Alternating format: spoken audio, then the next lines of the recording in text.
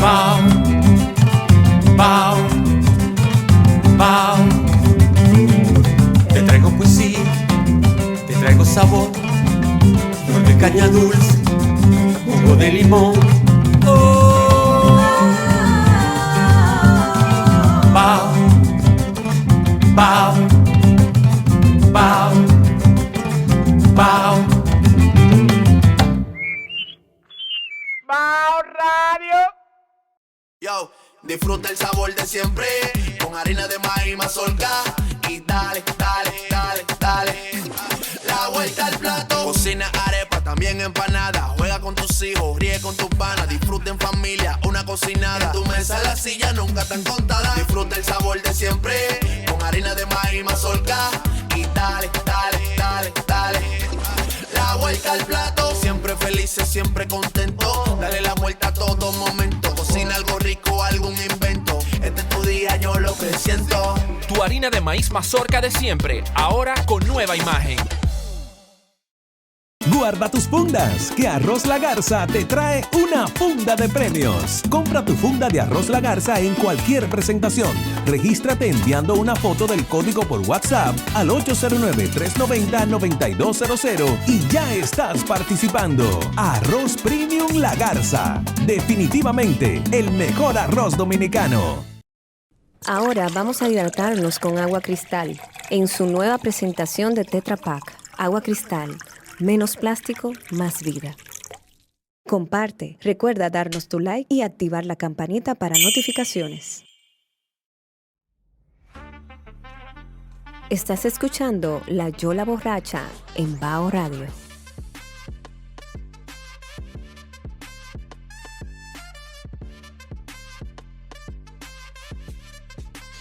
Estamos en La Yola Borracha, este podcast de literatura que hacemos para Bao Radio. Hoy tenemos una invitada que no necesita presentación.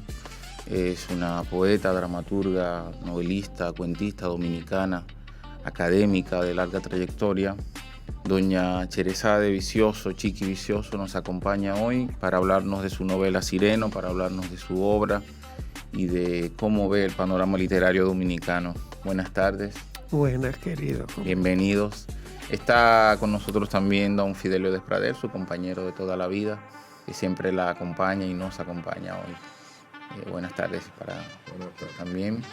Bienvenidos a esta Yola Borracha, que es un programa de literatura donde analizamos libros, novelas recientes, de reciente publicación, sobre todo de temática dominicana, o libros preferiblemente dominicanos, como una manera de medir el termómetro un poco de cómo está la producción literaria de nuestro país. Y una de las novelas que a mí particularmente me ha llamado la atención mucho, las últimas que se han publicado, es esta Sireno, que es una novela que está para mí en una situación un poco crítica, en el sentido de que creo que no ha tenido la valoración que se merece una novela de este tipo. Pero bueno, ya hablaremos de eso. Ustedes cuéntenos cómo se sienten. Han pasado aquí Fiona, cómo pasaron esos días, qué tal, cómo están. Bueno, yo estoy muy bien y muy contenta de estar en este programa. Te escuché en la conversación con este escritor que me gusta mucho porque es sumamente inteligente y simpático, y me pareció tan interesante la conversación entre ustedes que dije, quiero conocer a Emil Matos, y por eso te mandé una notica diciéndote, me encantó el programa con Joan Mijaili, creo que fue. No, con Rui. Con Rey Andújar. Con Rey Andújar, Sí, con Rey exactamente. Andújar. A quien yo he conocido ya en otras circunstancias, en Nueva York. Sí. Rey está integrado también a Bao Radio. Él hace un programa que se llama Duros y Canallas. Es un programa donde hablamos de escritores que nos parecen importantes y que han sido, digamos, duros en cuanto al oficio, a mantenerse en el oficio, pero también una manera de vivir un poco canalla, ¿verdad? Un poco contra Tú estás hablando de la época, ¿verdad? De Pedro Peix. Por ejemplo, Sí. Claro. Un gran duro. Sí. Y un canalla. Y un canalla. Sí. De eso yo te puedo dar testimonio. Quisiéramos hablar un poco de Sireno, de la gestación de la novela, de la concepción de la novela. Cuando se publica esta novela ya usted tiene una trayectoria como poeta, como dramaturga, como académica, digamos consagrada dentro de la literatura nacional, ¿no? Y bueno, múltiples reconocimientos en los que No hay que son entrar. reconocimientos públicos, sí. ¿Cómo aborda el trabajo de enfrentarse a una novela? ¿Por qué en ese momento? ¿Por qué no había escrito novela antes? ¿Se planteó estas preguntas o simplemente cómo se da la concepción de la novela? Mira, yo una vez escuché a José Saramago decir que él había escrito una novela a los 35 años, que por cierto la han publicado en estos días, y que él descubrió que él no tenía nada que decir. Y entonces él se calló por mucho tiempo y prácticamente escribió Balsa de Piedra de los 50 años en adelante. Esas declaraciones de él me impresionaron mucho. Yo me voy planteando retos. Yo le llamo la guerra de guerrilla cultural. ¿Por qué? Porque en este país, como tú sabes, cuando tú escribes un poemario que hasta cierto punto causa revuelo, el gueto reacciona protegiéndose. Y eso lo hemos visto con escritores como Julia Álvarez y Junot Díaz, que son nuestras dos estrellas internacionales, y nosotros, en vez de alegrarnos y celebrarnos, tratamos hasta de quitarle la nacionalidad. Sí. Cuando llegara a los 40 años a ser presidente de los premios Pulitzer, viniendo tú del lumpenproletariado, es para mí una hazaña. Y nosotros deberíamos, para empezar, no deberíamos salir del asombro. Entonces, yo escribí, por ejemplo, ¿por qué teatro? Porque la relación de un lector con un libro de poemas es muy íntima. Un poeta nunca sabe el impacto que tiene su trabajo en los demás, a menos que se acerquen específicamente donde ti te digan, mira, leí un extraño lular y me gustó, no me gustó, o me impactó por esto, aquello. Difícil. Pero Borges decía que todo escritor o escritora debía de hacer teatro como un ejercicio de humildad. Porque él decía, si un texto no funciona durante los primeros 5 minutos, tú lo sabes. Es decir, hay una reacción inmediata, una interacción del público con el texto. Y entonces él decía que para un escritor eso era una muestra de un ejercicio de humildad. Bueno, yo me propuse el ejercicio de humildad. Y entonces, ¿qué pasó? Había escrito un poemario que se llama Un extraño ulular traía el viento. Jorge Pineda hizo las ilustraciones del libro y me dijo, Chiqui, este libro tiene una estructura dramática. ¿Por qué tú no te atreves a escribir una obra de teatro? Y me desafió. Y entonces yo decidí escribir la obra de teatro. Son como desafíos que se me van presentando. Yo había leído un texto fundamental para todo aquel que quiera hacer teatro, que es la tesis doctoral de Camila Enríquez sobre Shakespeare, pero particularmente sobre Hamlet. Y lo importante que tiene esa tesis doctoral, como Camila era por encima de todas las cosas una profesora, es que Camila va desglosando de una manera magistral, yo no lo he visto en otro autor, el método de Shakespeare. Y entonces eso para todo aquel que vaya a hacer teatro es fundamental, si quiere aprender de los grandes, ¿no? Entonces yo había leído a Shakespeare y me di como reto, para mí son retos, me di como reto escribir una obra de teatro, que tú sabes que con esa obra me gané el Premio Nacional de Teatro, la primera mujer que se lo gana, y eso fue una desgracia. Eso fue Whisky Sour. Pero fue una desgracia, ¿por qué? Porque después que tú te ganas con tu primera obra un premio nacional, ya tú estableces un estándar y hay una tensión y una, llamémosle, evaluación permanente entre los textos, ¿te entiendes? Es decir, cónchale, vamos a ver qué es lo que va a hacer ahora. Yo siempre había querido escribir una novela, pero yo no lo iba a salcochar, como dicen. Yo estaba, sobre todo lo que más me interesaba de escribir una novela era hacer un aporte en la forma, porque en los contenidos, si tú ves, casi siempre giran alrededor de las mismas cosas. Y por eso estuve buscando durante muchos años, leyendo, a ver dónde estaban los aportes más interesantes para mí en la novelística. Y ¿cómo surge Sireno? Que es tu pregunta. Polibio Díaz me mandó una foto real de un sireno que fue encontrado en las costas de Haití, donde parece que este es un fenómeno recurrente y que tiene que ver mucho con el vudú haitiano. Y esa foto para mí fue alucinante, yo no lo podía creer. Y entonces empecé a leer sobre las sirenas y me di cuenta de que prácticamente todos los escritores importantes tienen textos sobre las sirenas. Pero yéndonos más lejos, cuando tú te lees las primeras crónicas o documentos de viaje de Cristóbal Colón, ya en el primer viaje Colón reporta haber visto tres sirenas saltando de las aguas, pero él dice, eran mucho más feas que las que nos han presentado en la mitología y tenían cara de hombre.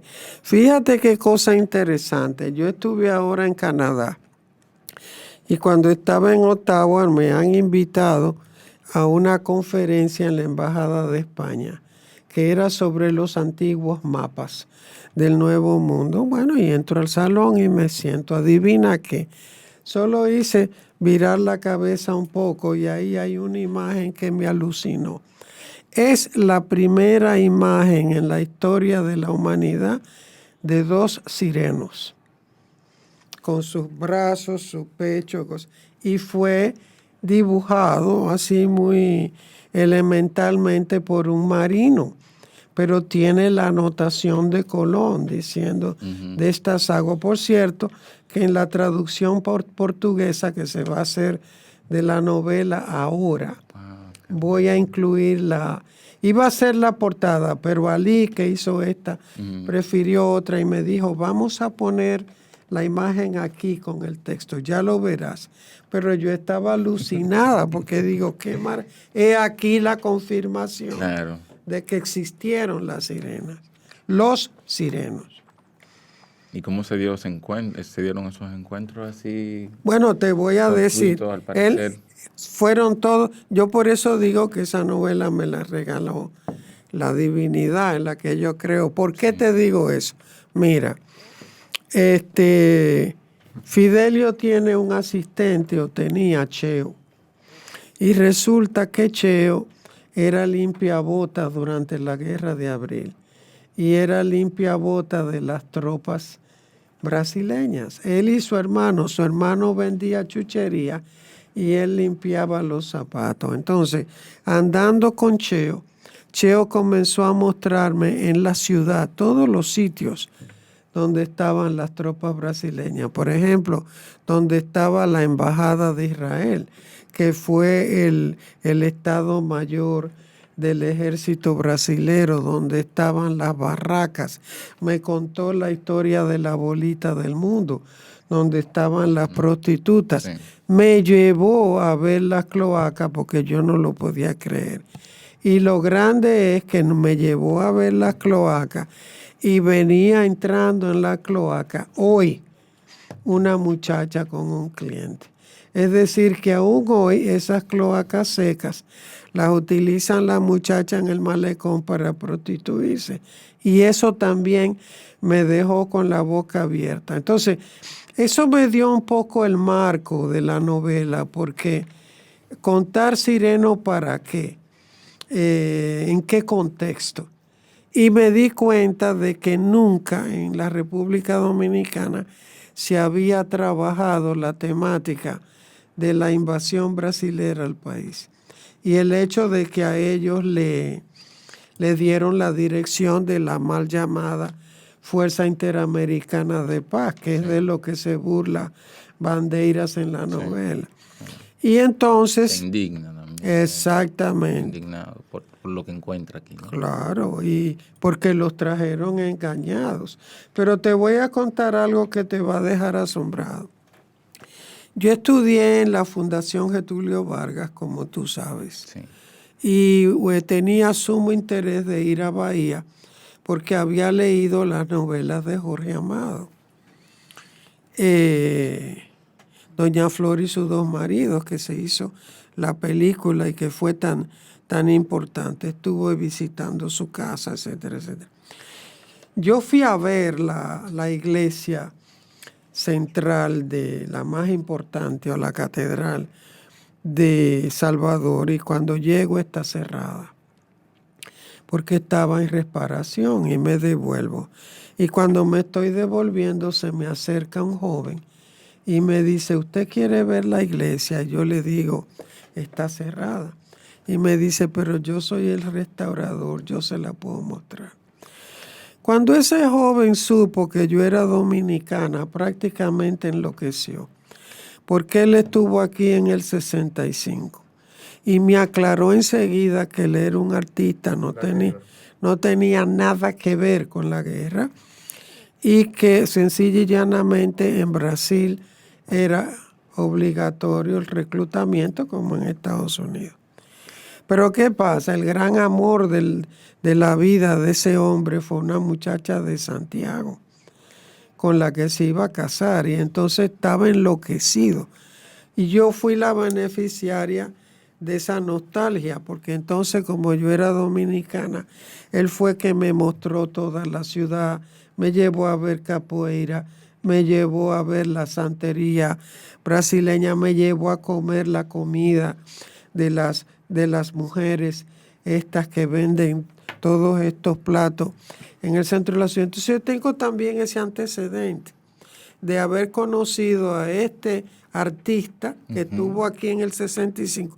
Todo eso se va archivando y entonces va cobrando forma en la medida en que tú encuentras un hilo para la... Yo dije, pero aquí está el tema de la novela. ¿Usted lleva o ha llevado diarios? Sí. ¿Escribe diarios? Cuando era muy joven, siempre tuve diarios. Y aún hoy yo nunca ando sin libreta y lápiz, porque es que todo se te va si no lo anotas. Y hay que escribirlo todo, ¿no? Claro, yo lo escribo todo. Tengo, de hecho, en mi casa las agendas, una colección. Y ahí pongo postales, fotos, recortes, un poco como Frank Almanzar hacía con sus diarios. El gran Frank Almanzar. Lo primero que yo creo que llama la atención es precisamente de la novela, ¿no? Es eso que usted menciona de la intención. Usted tenía la intención, dice, de dar un aporte en cuanto a la forma de la novela. Y evidentemente llama mucho la atención la estructura de la novela, las múltiples voces narrativas, los planos narrativos, la prosa poética, las voces también, que son muy, digamos, hablan mucho del lugar donde están. No sé cómo explicarlo. Es el entorno del personaje, uno lo ve muy claro, ¿no? A partir de su voz. A pesar de que la novela no está, digamos, de alguna manera marcada, ¿no? Hay ejemplos así, como por ejemplo la novela esta de William Faulkner, Mientras agonizo, As I Lie Dying, son muchas voces narrativas, pero están marcadas por los nombres de los personajes. Y la pregunta es, ¿no tenía, de alguna manera, en algún momento, no le presentó esto una dificultad, tal vez, en cuanto a la receptividad que podría tener o no del lector? Claro que sí. Es decir, inclusive las críticas que se han hecho desde el punto de vista tradicional. Ellos dicen, por ejemplo, Di Pietro, él dice, esta novela uno no sabe, no te ubica en un lugar, para empezar, no describe el entorno y no sigue, desde luego, el desarrollo convencional de la novela, que es, tú sabes, planteamiento, claro. no, nada, rompe con lo que... Pero, mi amor, yo no puedo. Si hago eso... Pero eso es un elogio, ¿no? No, porque no lo entiende. Él dice que esto es realismo mágico. Pero es que fíjate, si yo hago eso, se pierde para mí el impacto de la novela. ¿Con qué tú te topas? Tú te topas con un hombre que es Bandeira, que ha sido convertido en sireno. Sí. Está en el fondo del mar, como es biólogo marino. En un primer momento, es lo que está deslumbrado con lo que él encuentra en el fondo del mar. Entonces tú dices, ¿qué diablos es esto? Es decir, pero es que yo tengo que meterte en el agua inmediatamente, claro. Porque si yo empiezo en una isla del Caribe donde el mar, qué sé yo cuánto, se han encontrado sirenos, ya se pierde la cosa. La segunda cosa que nadie entiende es el papel de las citas. Por ejemplo, un amigo me dijo fastidiado, es que tú me rompes la lectura con la cita. Lo que él no entiende es que hay dos novelas que se están escribiendo. Exacto. Porque está la de Bandeiras. Sí. Solamente al final tú te das cuenta que esas citas son de Bandeiras. Sí. Y que él viene construyendo justamente con este texto, el suyo. Entonces son dos novelas que dialogan, claro. Exactamente. La de Bandeiras, que está ahí, que se va expresando a través de las citas. Porque Bandeira lo que está es en un proceso de investigación. Eso se sabe en el último capítulo, ya cuando sí. El coronel habla con la mamá y le dice, tengo que pedirle excusa porque yo no sabía que su hijo era tan intelectual. Y lo va demostrando en las citas que utiliza. Sí. Pero yo creo que la novela tampoco no se le puede pedir realismo, se le pide, no sé, no se le podría pedir una sola forma, ¿verdad? Claro. La novela es omnívora. Claro. La novela contemporánea cabe todo, o sea, ¿qué cosa no puede caber en una novela? La otra cosa que nadie percibe es lo siguiente, y ahí sí yo hice un esfuerzo muy, pero muy consciente. James Joyce, ¿por qué es famoso con Ulises? Porque James Joyce trata de mostrar en Ulises todas las maneras de hablar de su pueblo. Entonces, si tú te fijas, aquí están hablando los cocolos a través de Cole, ¿verdad? Aquí lo único que yo eliminé fue los cibaeños, porque ya era un capítulo demasiado. Pero ahí está toda. Yo traté de reflejar la manera de hablar de la gente, inclusive de los norteamericanos en su diálogo de los soldados con Bandeira, que ¿tú entiendes? Donde esos soldados sureños son un horror hasta en la lengua, pero ahí está. Sí. Y entonces eso es otro esfuerzo, que un lector o una lectora que no esté buscando los pierde. Sí, puede ser. Pero yo creo que al final la novela mantiene muchos planos narrativos que avanzan muchísimo para el lector que que vaya más por un argumento tradicional o por una línea de acción tradicional, porque toda esta historia de Bandeiras y de Marina está ambientada en la Guerra de Abril. Exacto. Que en la novela se dice que no fue una guerra, en realidad. Fue una guerra, no tuvo, digamos, las connotaciones de una guerra como tal. ¿Por qué el conflicto de Abril? ¿Por qué integrar allí en esta historia? ¿En qué papel juega allí Abril? Yo quería contar la historia de los soldados de Brasil que vinieron, de ese contingente. Muy interesante porque ellos también estuvieron en Haití.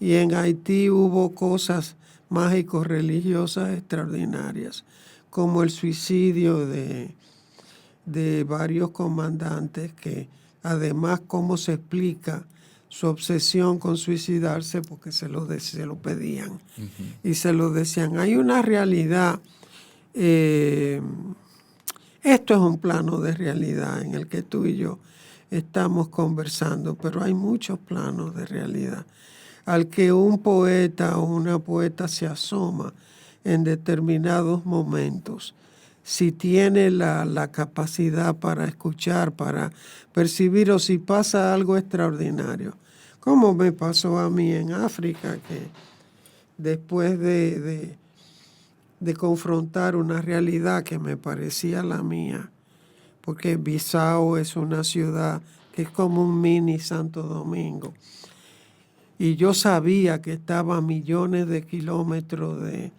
República Dominicana, y me sentía en mi casa, con su pequeño maleconcito, su arquitectura portuguesa, todo. Y eso me provocó lo que Rimbaud define como un estado de absurdidad, sin el cual no hay poesía posible. ¿Por qué? Porque si no miras la realidad, si no escuchas el idioma con nuevos ojos, con nuevos oídos, no puedes crear nada nuevo, porque todo nos ha sido enseñado. Y entonces uno se asoma a ese tipo de realidad. A mí la aparición del sireno me asomó a ese tipo de otredad, llamémosle. Y entonces yo tenía que encontrar una manera de poder contar esa historia y contarla con un viejo interés que yo tenía, que era lo de las tropas brasileras, y me dio ¿cómo yo te diría? La excusa perfecta. Sí. Y además entonces aparece el punto de contacto entre la santería brasilera y la santería local, la santería también dominicana. Es que todas las santerías son las mismas en realidad. Si tú quieres sorprenderte aún más, hay una rama de la santería cubana que gira alrededor de la ceiba. Y yo, cuando estuve estudiando los celtas, porque tuve el privilegio de viajar a la isla de Ouessant, donde en la costa de Bretaña, donde se reunían las brujas y los grandes sacerdotes de la religión celta, me doy cuenta de que es una religión que gira alrededor de un árbol, pero que en este caso es el cedro. Pero los ritos para acercarse a ese árbol y trabajar con ese árbol son exactamente los mismos. Tú no penetras a un bosque sin pedir permiso. Tú saludas el árbol como lo saludan los africanos en el Caribe.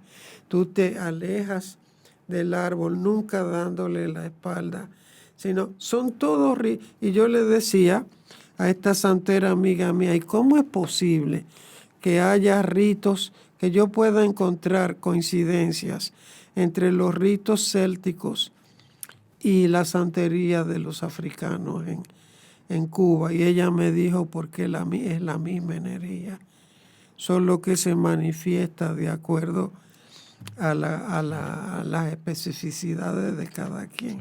A las lenguas, las distintas lenguas que exactamente. Bueno, se nombra todo de distinta manera. Como en la novela el océano juega un papel también maravilloso, está en el centro de la novela, las descripciones, la atmósfera que se crea allí donde él vive.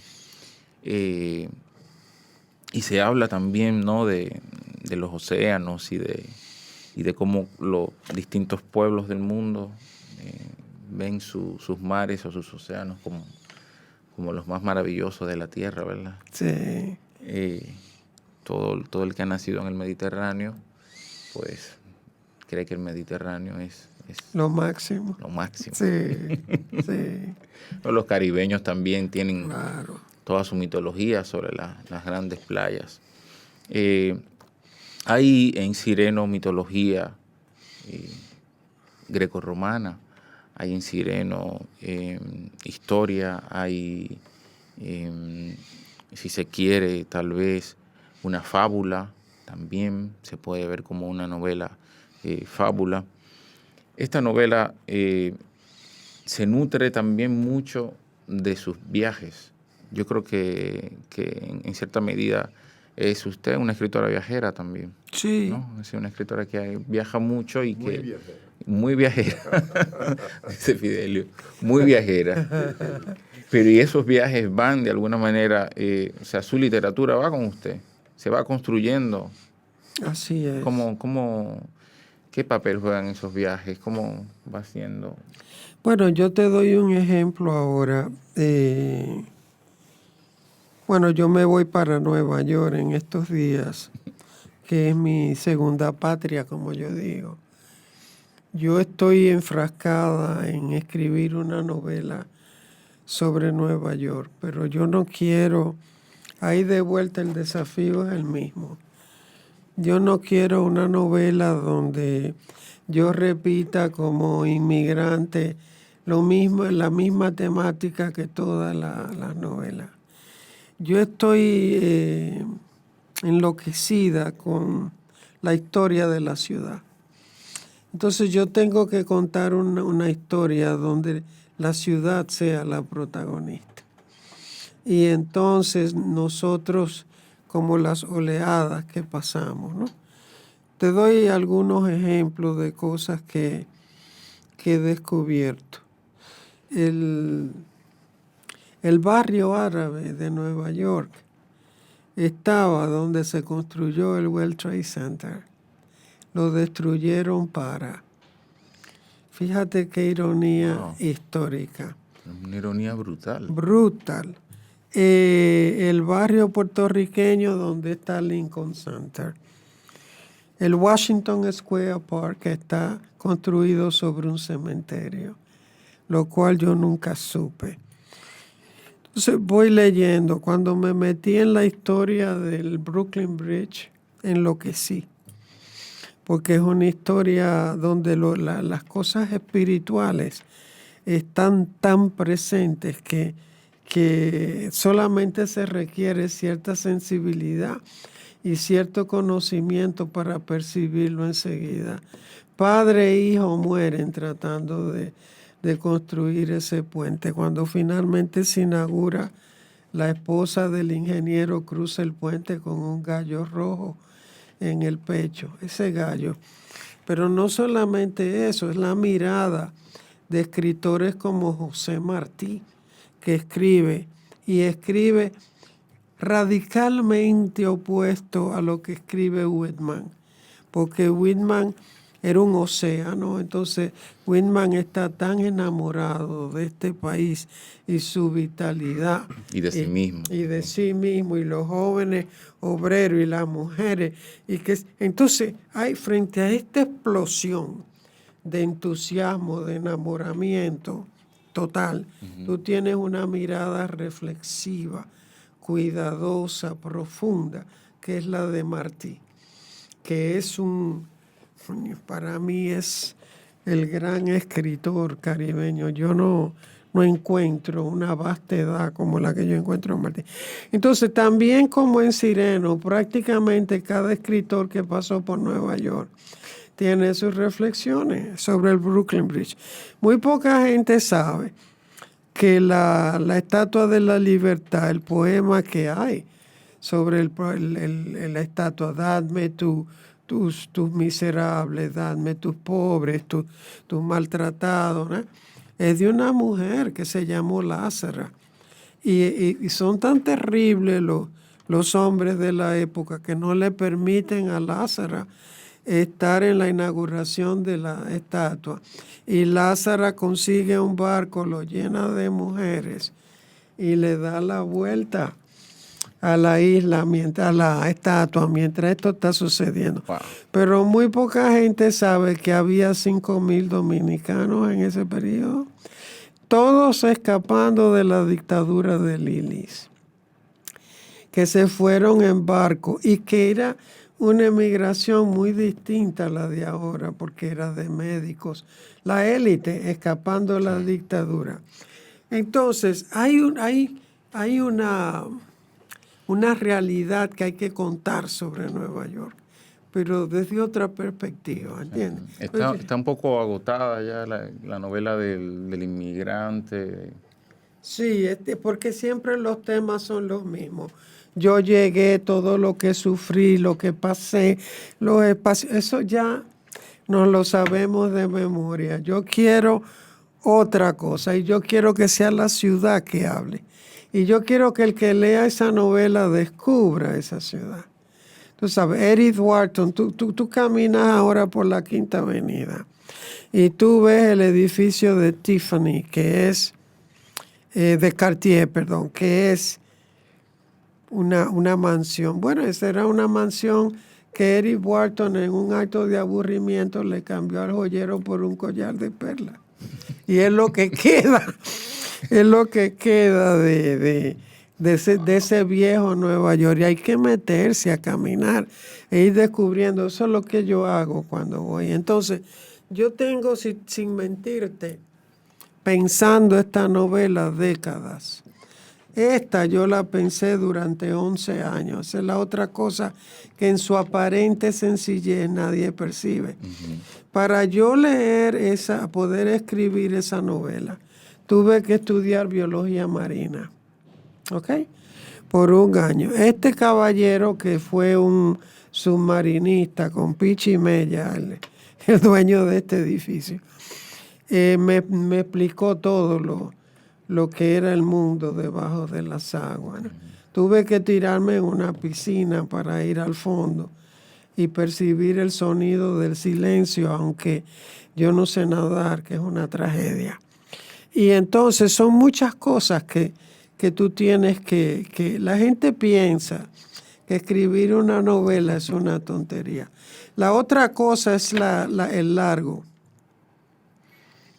Nadie te lee hoy en día una novela de Tolstoy o de Dostoyevsky con 1,200 páginas, 800, 900 páginas, si todo está orientado a que la gente no lea. Claro. Hay una pequeña novela que se llama The House in Mango Street, sí, de una chicana que tiene 110 páginas, y esa novela que fue traducida por Elena Poniatowska al español, esa novela ha vendido como 110 millones de ejemplares. Y es un clásico de la literatura norteamericana y está en las escuelas. Y tiene 110 páginas. Entonces, un novelito. Exactamente. Eso no le quita novela, claro. Tampoco. No, hay obras maestras de 100 páginas, hasta de menos, claro. La Metamorfosis de Kafka es una Exactamente. Cosita, es una pieza. Y yo horrorizada. Me quedé con un trauma que no... Doña Chiqui, usted también se ha desempeñado durante mucho tiempo como ensayista, sobre todo echando luz sobre figuras como Camila Enríquez Ureña, que lamentablemente en el quehacer humanístico dominicano no se valoran en la dimensión no justa. A veces incluso yo llego a pensar que ni el mismo Pedro Enríquez Ureña realmente tiene no, a pesar de las universidades y las calles y tal, sino en la labor de edición de sus obras, por ejemplo, todo lo que eso ha conllevado. Pero amén de eso, ha también realizado estudios y puesto en, ¿verdad?, en el panorama a Julia de Burgos entre nosotros. ¿Cómo usted ve la situación de la literatura dominicana en este momento, sobre todo de la literatura que están escribiendo las mujeres? Porque sé que está también involucrada en Anticanon, ¿no? En Anticanon RD, una iniciativa Sí. Para promover también la literatura de las mujeres dominicanas. Esa ha sido mi única alegría en los últimos años, porque yo no sé qué es lo que pasa con nosotros como colectivo humano. Para mí la literatura es una celebración. Y cuando tú escribes algo que a mí me parece maravilloso y que a mí me hubiese gustado escribir, yo me siento tan feliz. Y cuando te veo, yo te digo, mira, eso me pareció una maravilla. Y yo siempre porque de eso se trata. Eso es una. Dos, yo creo que por ser una media isla en el Caribe, nosotros tenemos una idea somos tan pequeños.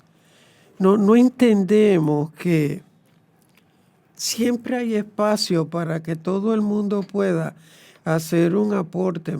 Todo está por decir y todo está por hacer. Cada día yo me entero de historias que podrían ser grandes temas para la novelística nacional. Solo hay que estar atento, mirar, pero entonces se gasta la energía en combatir al otro. Y eso sí que es un desperdicio de tiempo y de energía. Es decir, ¿para qué? Si al final de cuentas lo que va a hablar es tu obra. Claro. Es decir, yo voy a desaparecer dentro de unos años. Yo no sé cuál va a ser el destino de Sireno, de mis poemarios, pero será la gente del futuro la que rescatará esos textos o no los rescatará. Nosotros tuvimos una experiencia que tú conoces, que fue la del Círculo de Mujeres Poetas, que yo creé cuando llegué. Sí. Y lo creé porque todas las poetas se estaban quejando del ninguneo al que estaban sometidas. Sí. Y yo le dije, bueno, hay que dejarse de quejar y vamos a hacer cosas. Es decir, ¿de qué sirve quejarse? De nada. En la queja, en la cosa, eso es paralizante. Tú tienes que hacer lo que tú quieres hacer o lo que tú puedes y olvidarte de las circunstancias. Entonces, la verdad es que había cosas reales. Te voy a contar una anécdota. Don Juan Bosch en el patio de Natacha Sánchez hace una reunión para dar a conocer el Círculo de Mujeres Poetas. Ahí está don Pedro Mir, don Virgilio Díaz Grullón, la gran intelectualidad. Carmen Sánchez acababa de sacar un libro maravilloso que se llama Descalza entre piedras. También aprovechamos para dar a conocer el libro. Ahí está ese infante terrible que era Enriquillo Sánchez. Entonces Enriquillo Sánchez coge el libro de Carmen, lo ve, lo abre, lo pondera y entonces le dice, esas piernas son las tuyas. Porque en la foto de la portada eran unos pies, y Carmen se puso a llorar porque Carmen era sigue siendo el candor personificado, una muchacha que llegaba del interior del país, de una timidez ancestral. Carmen Inver, que está ahí conmigo, me dice, Chiqui, ¿qué vamos a hacer con este tipo? Nosotros lo que queríamos era entrarle a patadas, pero no podíamos. Y entonces quien entra ahí a defendernos es don Virgilio Díaz Grullón, que era un caballero. Porque entonces a esto otro escritor añadió la famosa frase de Schopenhauer de que las mujeres somos animales de ideas cortas y pelo largo. Y entonces entró don Virgilio como un Quijote a defendernos pero ese es un episodio. Yo te puedo contar uno tras otro, tras otro. Por eso yo digo que en algún momento, si tengo tiempo, voy a escribir un anecdotario narrando. Te doy un ejemplo, pero este es jocoso. Yo vine y dice, Chiqui, ¿cómo es que tú dijiste que te llamas? Chiqui Vicioso. Chiqui Vicioso, sí, Chiqui Vicioso. Chiqui Vicioso, sí. Y me dice, Chiqui, si me permites hacerte chiqui chiqui, el vicioso sería yo. Y eso me pareció a mí lo más cómico que yo había oído en años. Y entonces, porque yo vine, era extraordinario en su sentido del humor. Eso es una anécdota jocosa, aunque era irrespetuosa. Pero hay otras que son terribles que no voy a narrar en este programa, pero que pienso en algún momento, cuando tenga tiempo, contar, porque narran la situación de la mujer. Entonces, el Círculo de Mujeres Poetas comenzó con un homenaje a Ida Cartagena Portalatín, una sufrida. Acuérdate que don Manuel Rueda definió a Ida como monstruo que menstrua. Y Aida me contó una serie de anécdotas que son para cortarse la vena. Porque ella llegaba, una muchacha de Moca, del interior, con una inteligencia. Bueno, es una poetasa. Y entonces, bueno, de hecho, nosotras nos llamamos poetas, porque Aida dijo, ustedes no son poetisas, ustedes son poetas. Dense a respetar, porque poetisa aquí se asocia con la cursilería, los zapaticos. Entonces, nos llamamos poetas. Eso solo bastó para que nos lincharan en el parque, que si el diccionario decía que las mujeres. Entonces yo dije, a mí qué me importa el diccionario es el legado de los muertos.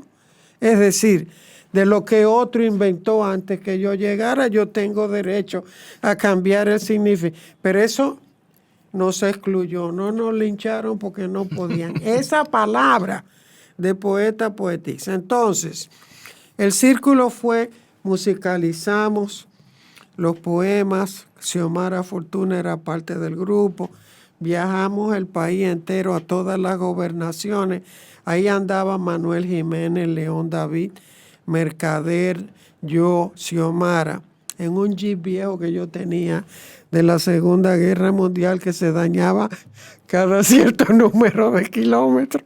Dormíamos donde quiera e hicimos ese círculo. Después vino el concurso de décima y poesía de las mujeres campesinas. Esa fue una experiencia hermosa. Se terminó porque Miriam Ventura se fue a Nueva York, Mayra Alemán se fue a Nueva York, Carmen se casó, empezó a tener niños, Sabrina se fue a Miami, quedó Carmen Inver, quedé yo, pero no, ya no había círculo. Ahora, lo que me gusta a mí de Anticanon es que ahora ha surgido este grupo de muchachas, la mayoría negras además, que está trabajando no solamente la cuestión de género, sino la cuestión racial y de clase en su temática. Y eso me ha parecido una maravilla. Yo estuve en su último congreso que reunió 80 mujeres de todo el país. Eso es una proeza. Ellas hicieron la graduación anterior en el techo de mi casa, que por cierto será para ella en el futuro. Y yo veo ahí como, ¿cómo te digo? Como una semilla que sembramos en los 80, que está dando fruto ahora en el 2020 y 2021. Y eso me llena de alegría y de esperanza, porque este país a veces puede ser una bomba de neutrones para ti como creador, ¿no? Porque en vez de recibir, como tú dices, ¿cuánta gente ha celebrado esta novela? Mucha gente se me acerca, leí, me encantó, tacatá. Yo le digo, bueno, publíquenlo. Claro. Por eso yo salgo de aquí, ¿eh? Ahora sale la versión portuguesa. Lo vamos a poner a circular en la Feria del Libro de Viena, el 23 de noviembre. ¿Este 23 de noviembre? Sí, y yo te voy a traer la versión portuguesa. Y la va a poner a circular el embajador de Brasil en el Centro Cultural Brasilero. Además de que va a estar el embajador de Portugal. De ahí de Viena nos vamos a Lisboa. Y en la casa de Saramago, a quien le voy a dedicar la versión portuguesa, porque realmente es uno de los escritores que yo más admiro y respeto y quiero, vamos a poner a circular la versión en portugués. Es decir, que el objetivo mío es que esta novela llegue a la lengua portuguesa y va a llegar en Brasil y va a llegar en Portugal. Y estamos trabajando en la versión inglesa, la traducción, pero ya esa la vamos a lanzar el año que viene. Okay. Porque Junot me decía, Chiqui, yo no puedo enviar referir esta novela a la crítica norteamericana si no está en inglés. Entonces va en inglés también. En el mercado norteamericano. Al mercado norteamericano. Solo cuando tú sales de aquí y entonces la obra tuya empieza a ser reconocida por la academia. Yo te puedo decir que todos los días yo recibo cartas de estudiantes de y profesores que están haciendo su maestría y su doctorado en mi trabajo. Eso a mí no me gusta decirlo porque suena un poco como arrogancia. Y no es arrogancia, te lo estoy informando. Sí. Entonces, hay como 5,000 tesis doctorales ahora que están, tú lo puedes ver en una cosa que se llama Academia Edu, que te dice cuánto. Entonces, ya cuando una obra pasa a ese nivel, tú te puedes acostar a dormir, porque no es que importa que aquí no la reconozca. No. Aquí todo el mundo está con su pequeño libro bajo el brazo y un cuchillo en la boca, sí, peleando contra el otro para cosas como si eso tuviese la más mínima importancia. Sí. Yo creo que novelas como estas no necesitan defensa. Es un texto que se defiende por sí solo, que tiene la suficiente solvencia para ser leído desde cualquier tradición y para cualquier lector, ¿no?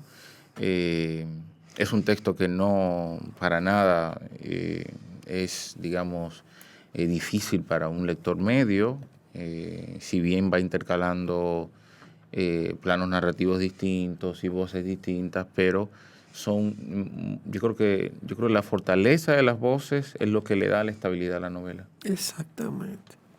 La fortaleza de las voces.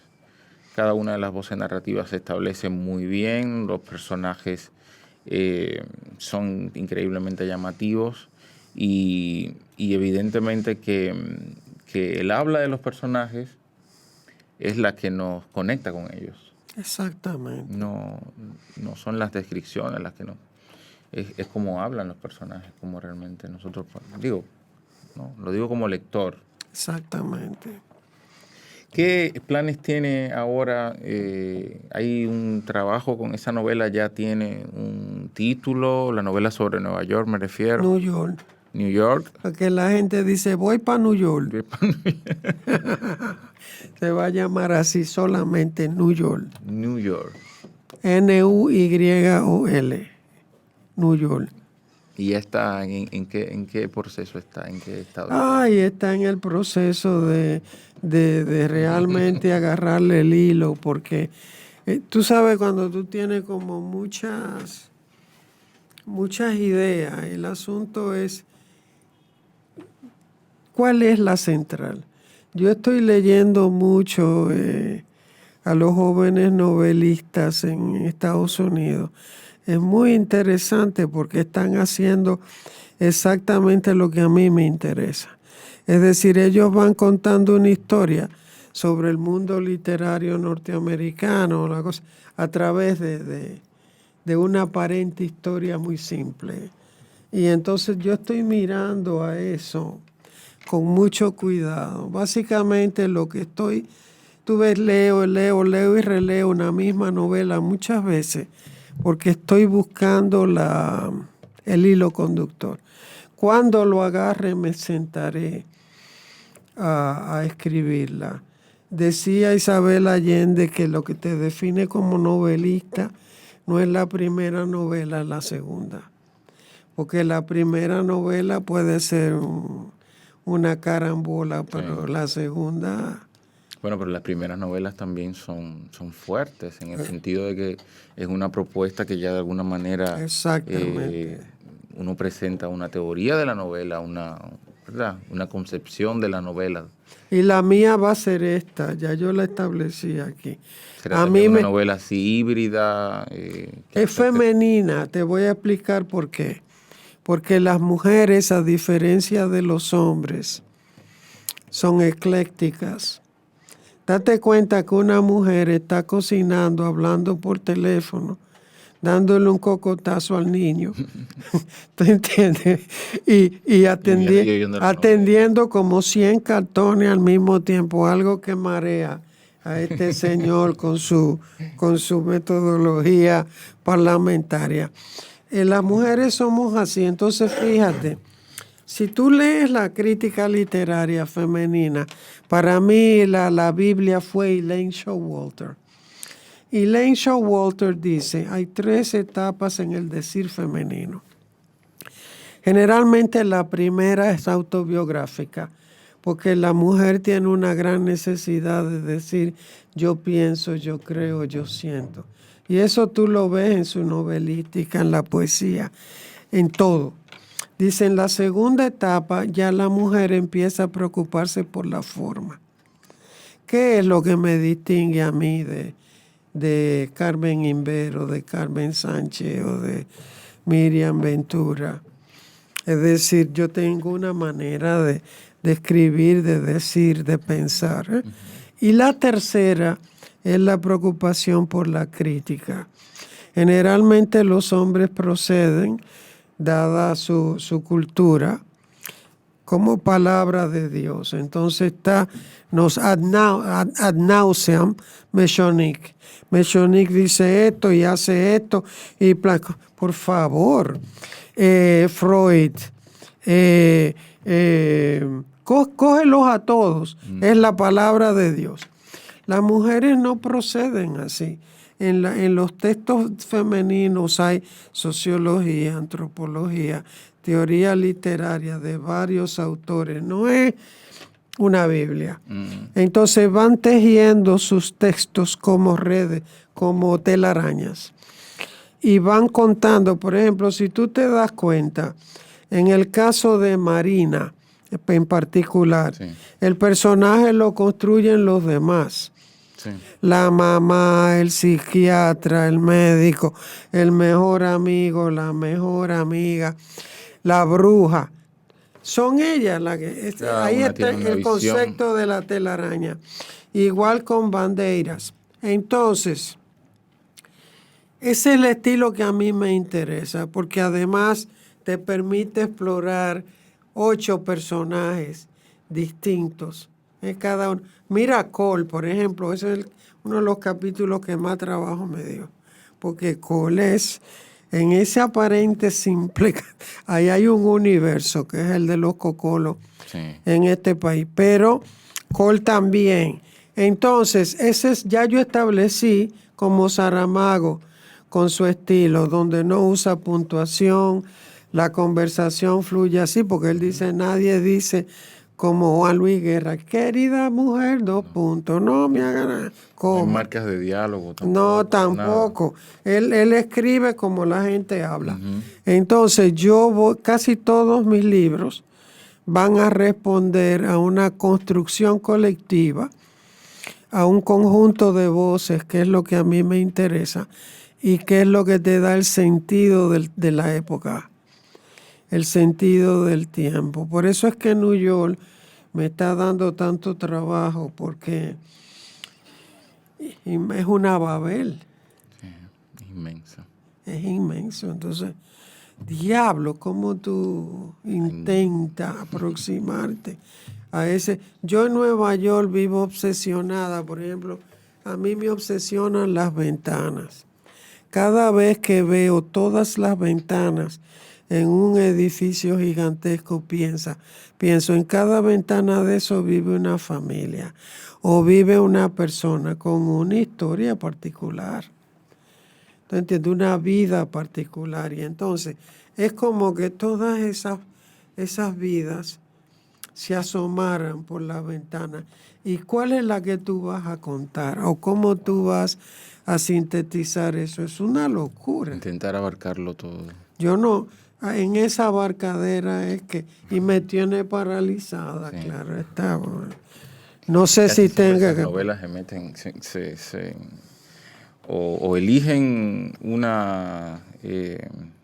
pocos personajes, una familia, o trabajan de forma coral con toda un conglomerado de personajes.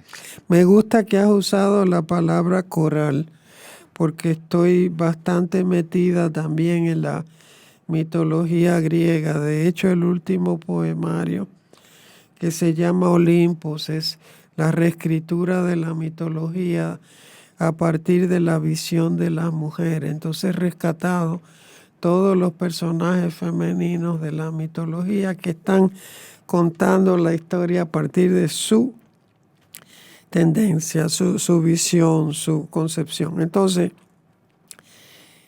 no vas a poder hablar de Nueva York si no tienes ese coro, ese conjunto de voces. Sí. Aunque, como tú dices, quizá lo pueda reflejar una familia o un personaje. Puede ser. Pero no sé. Estoy en esa etapa en que no sé nada.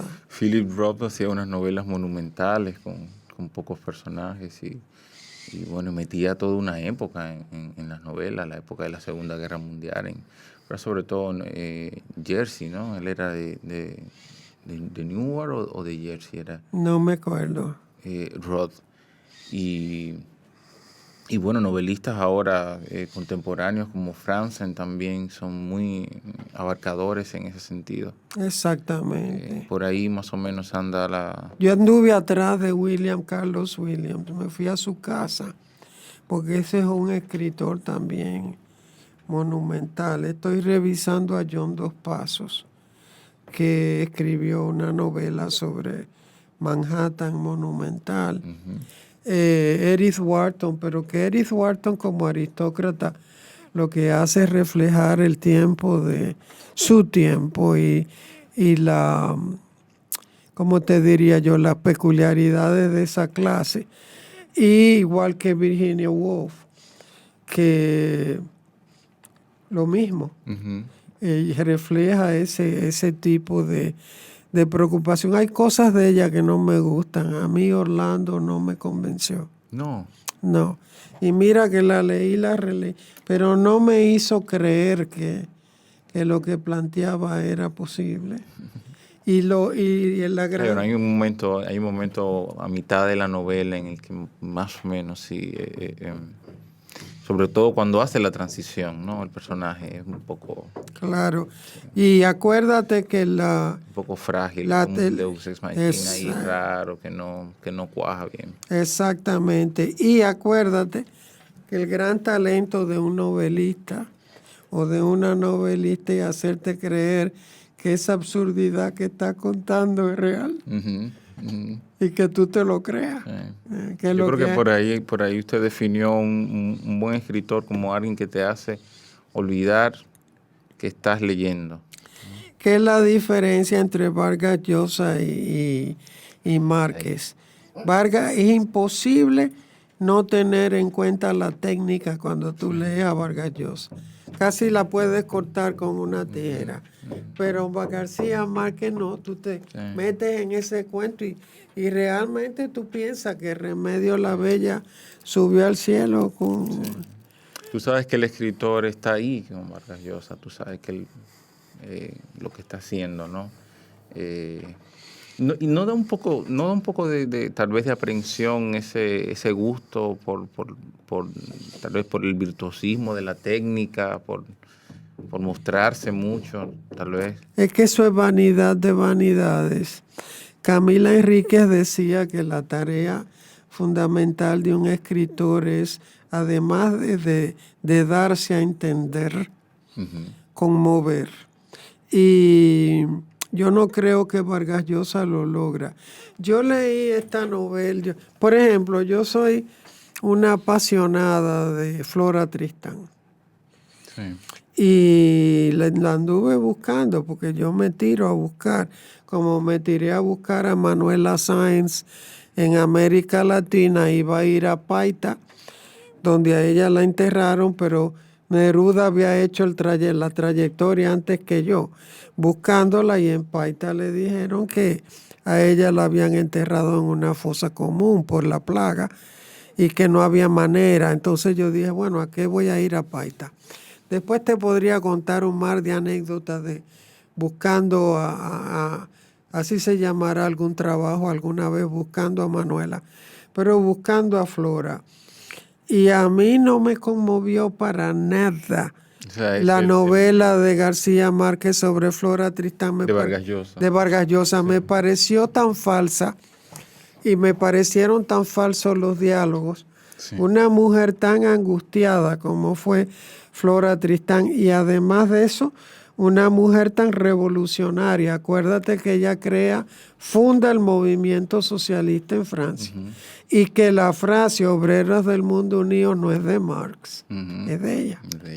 Entonces, todo eso está ausente en esa novela, y a mí me dejó, yo dije, esto es lo que se llama un ejercicio vacío de cosas. Entonces él a mí no me gusta por eso, porque siento que hay un alarde técnico que no lo veo en otros escritores. Y hay un momento también en que él ya parece vaciar las novelas ya como en un molde. En un molde que ya está ahí, van para allá y salen, ¿no? La novela realmente parece pintada ahí, porque los personajes están todo el tiempo como que no se mueven. Hay un poco cuando narra lo de Gauguin en Tahití y tal ahí, pero ya eso está como tan visto. Tan gastado. Contrastar a Tristán con Gauguin y con esta vida, con lo libertino, a eso yo no le encontré como ninguna relación. Que ella no fue libertina en realidad. No. Ella se fue al Perú huyéndole a la violencia del marido. Exacto. Y ahí padeció toda la persecución de un tío que era obispo y se quería quedar con todos los bienes de su familia. Hay una dimensión de Flora Tristán que a mí me interesa más, y que eso sí daría para un novelón. Y es que Simón Bolívar se hospedaba en la casa de los mariscales Tristán. Y el rumor fue que Simón Bolívar tuvo un romance con la señora Tristán y que realmente Flora es hija de Bolívar. Eso sí te da a ti los elementos para escribir un novelón, una gran ficción. Y si tú piensas que ella tenía el mismo ímpetu liberador de Simón Bolívar, entonces todavía tiene más sentido la cosa, ¿me entiendes? Claro. Pero lo otro, esto que él escribió, me pareció. Y Gauguin, ¿qué es lo que podía haber heredado de su abuela? Bueno, el espíritu, el gusto por lo exótico, sí.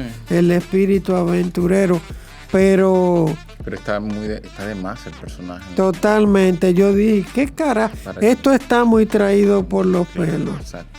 Y no tenía nada que ver con él. Bueno. Doña Chiqui, hemos nosotros abusado de su tiempo.